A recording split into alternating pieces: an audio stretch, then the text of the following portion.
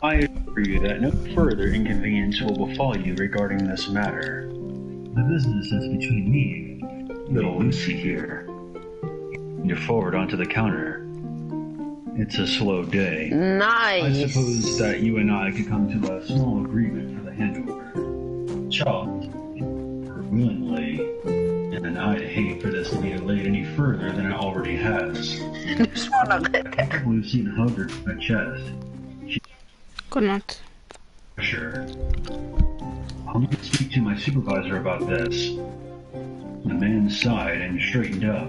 I was really hoping to with this business this afternoon. No matter. What's due to me will come in the end. If not you, then maybe more cooperative. I turned around. Ja då.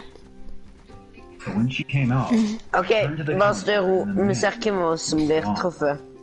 Without so much as a chime from the door. He'd been there a moment before, and there hadn't been a single noise when he disappeared. He left nothing but a faint smoke and a freezing cold spot on the counter where he had rested his elbows. My supervisor, Jane, looked to Mr. C up on the register and gave him a call from our counter phone. I watched, biting my lip. Her jaw dropped, and her face turned white. You must be mistaken. She swallowed and took a shuddering breath. After hanging up the phone, she turned to me. That was the cops. Mr. C is dead. After dropping Lucy off this morning, he drove straight to his office and shot himself. What? I was in complete and utter shock. Jane managed to call up the emergency number from the register with shaky fingers and dialed Abigail C. What? The cops weren't going to pick up Lucy. I guess they had better things to do. Abigail said that she would be on the next red-eye flight over to get Lucy, first thing in the morning. That left us with the problem of taking care of the baby overnight. Jane offered to pay me double to stay there overnight with Lucy. Now we get the next day off. It was a practical decision. None of the staff had small children at home, and it would be easier to leave the baby in a familiar environment. Rather than move all the stuff to one of our houses. I had been given a couple hours off to grab an overnight bag and a shower. One by one, the rest of the staff said goodbye, until it was just me and Lucy.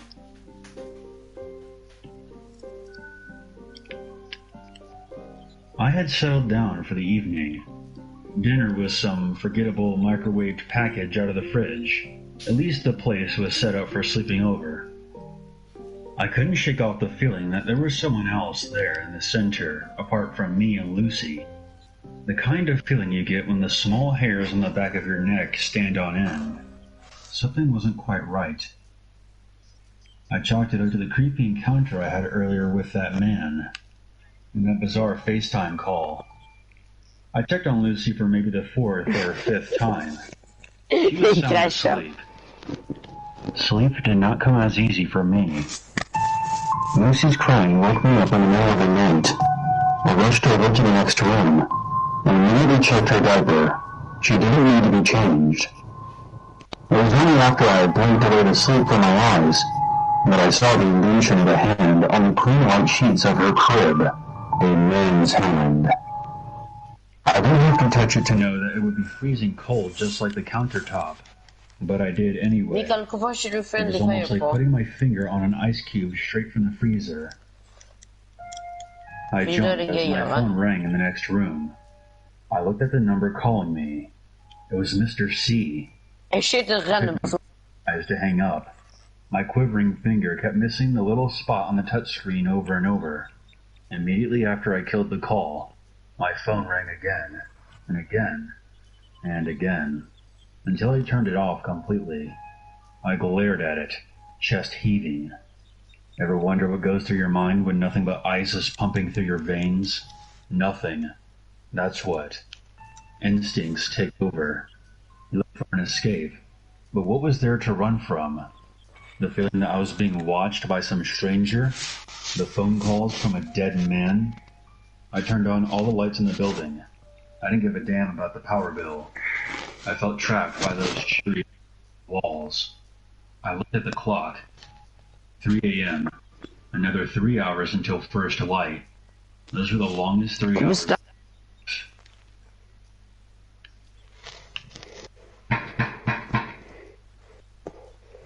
A knock on the front door woke me up. A thin woman stood outside the glass doors of the center. She was dressed as if she was about to attend a funeral, black from head to toe.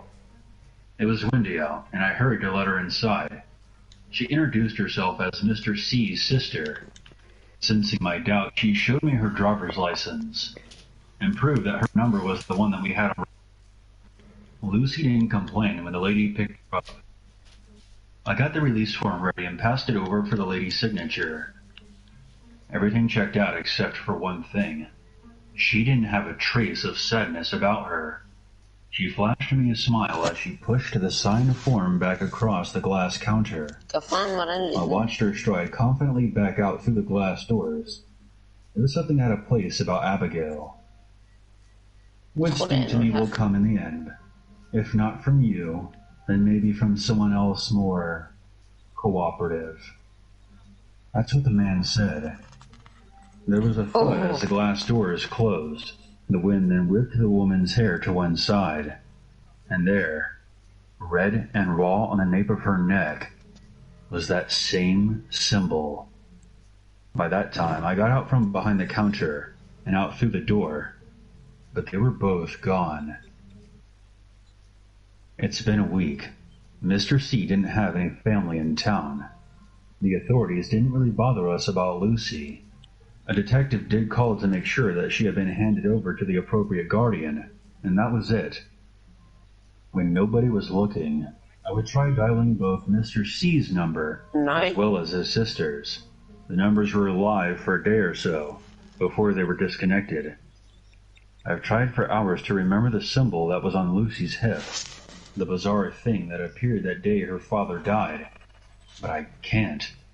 I just can't. I've also thought long and hard of what Mr. C was trying to tell me during that FaceTime call, and what I think he was saying was, save Lucy. But I can't be 100% sure on that. I wonder what kind of agreement the stranger had with Mr. C, and how Lucy fit into the whole thing. She's alright.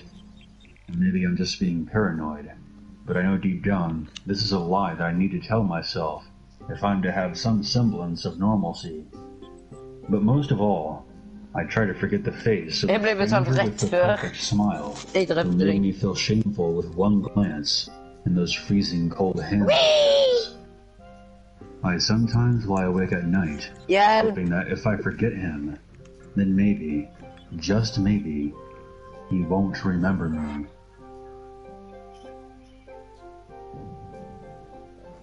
No, I don't think I will. Kommer med höra på nåda.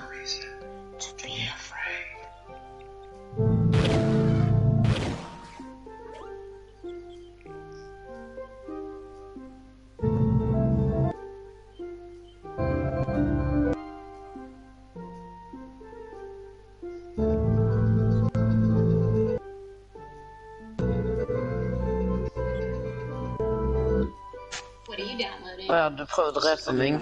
Honey, are you using an app? It works on your phone too. I'm sure it's fine.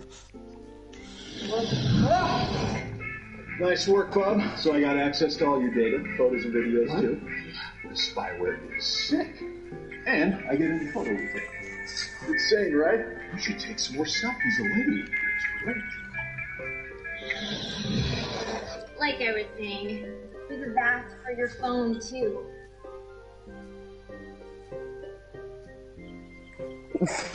Shit i ballene. Nei! Fan da, du var jo på en annen plass på mappet mitt. Du sa jo seriøst. Be free. Me and my good friends like to consider ourselves to be seasoned urban explorers. Though we rarely ever go and explore abandoned places. We have gone to some very interesting locations, however.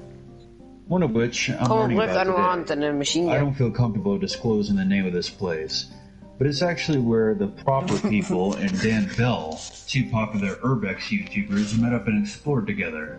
I've searched online and combed through comment sections high and low to see if anybody has openly identified this place, but no one has.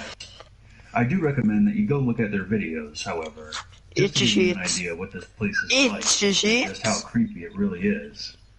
There are 7 buildings total, and they're all connected by underground tunnels. This place is in the middle of nowhere, aside from the police station that's conveniently located next to it. You might think that with the cops being so close, and the added risk of getting a $500 fine being literally right around the corner would scare us off, but as you can tell, this wasn't the case. It's a known place for squatters, and on top of that, the property owner uses it as his own personal shooting range. There are bullet holes in just about every door and wall of this place.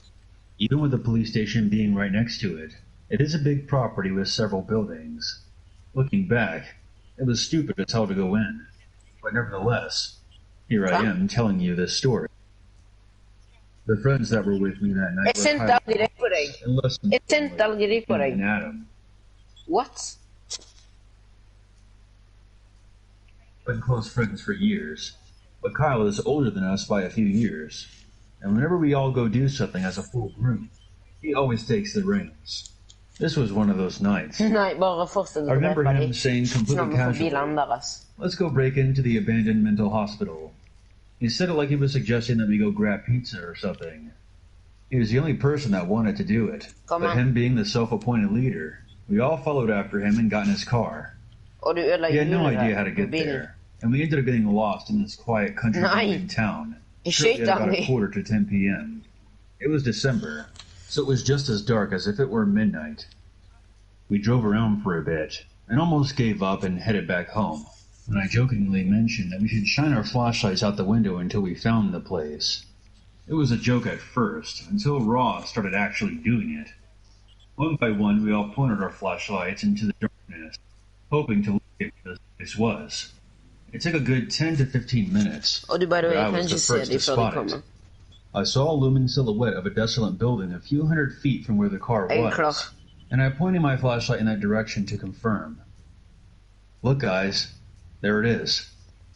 Kyle parked his sedan, and we planned to make our way to the place on foot. That's when Ben and Adam announced that there was no way in hell they were going in.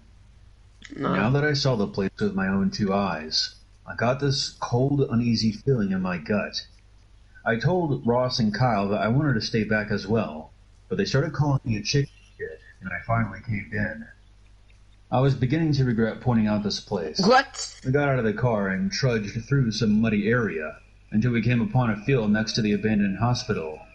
After about 10 minutes of skirting the perimeter, we found a trail that led through some thorn bushes in the direction of our destination. I took the lead by this point, with Kyle more or less babysitting Ross, who was also having second thoughts. If we were caught here, we knew that we would be in Så some du kan deep ikke på min shit. skjerm i det hele tatt. After getting poked by Hvem var the det sticker bushes a som few dozen prøvde å drepe times, deg? we arrived around back of building 1. Without our Så han lights, drepte we dem. wouldn't have seen anything. Nå There går vi were og tar shattered på oss glass militærklær. everywhere, rusty stains on the ground, and pieces of wall crumbling into the earth around us. We found a door, and listened to hear if anyone was there, while scanning the windows for other lights. There were no sounds coming from the building, Ja. and there were no signs of Eller nei, movement or nei, du har jo applause. den der med tørret på. It was eerily silent, and it felt wrong. The Hello? loudest sound was our own breathing, and the light breeze blowing Borge. past the trees in the distance. Her. After some Bare hesitation, jeg tar med kontrollen min her. So I see Jeg elevators. lager nudler. Hvorfor? Jeg er I've sulten. seen myself improve. Jeg er nede akkurat nå. I was wearing a brand new pair of Something Adidas as I made my way through the moldy drywall that coated the floor and the glass chunks that were near every window frame. I would have been worried about my shoes if I wasn't so preoccupied with worrying about everything that could go wrong in this place. Wired Nå er det ingen mer historier. Dette er den raskeste veien.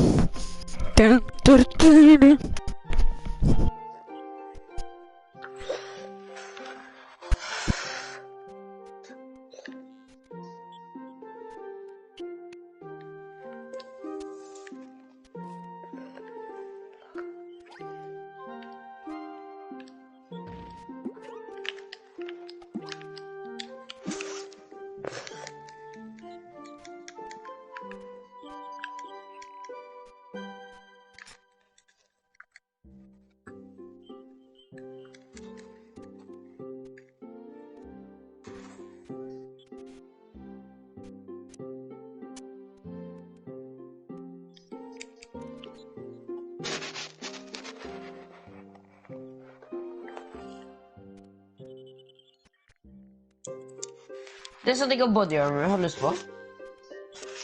Nei, jeg kan ikke droppe deg.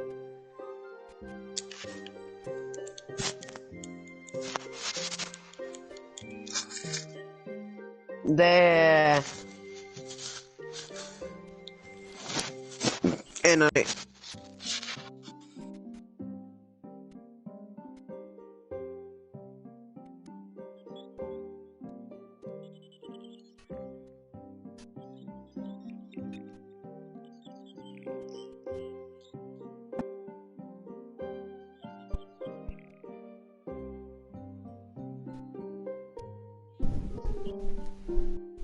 Men har ikke du den der, har ikke du en sånn her en drittgod bil?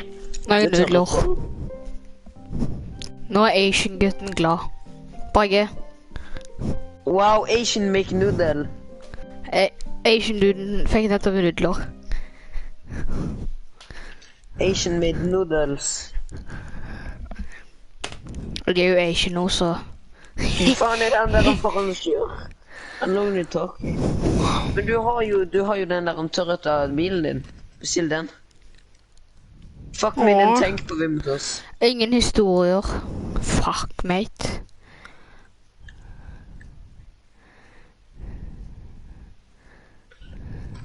Det er... Pegasus. Åh, Stinky. Found everything as it had been Ja, when we da. passed through earlier.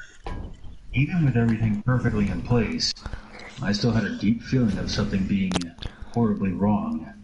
And Kyle and Ross both began having those same feelings. I was expecting to be relieved when I stepped out the building, but I felt no different.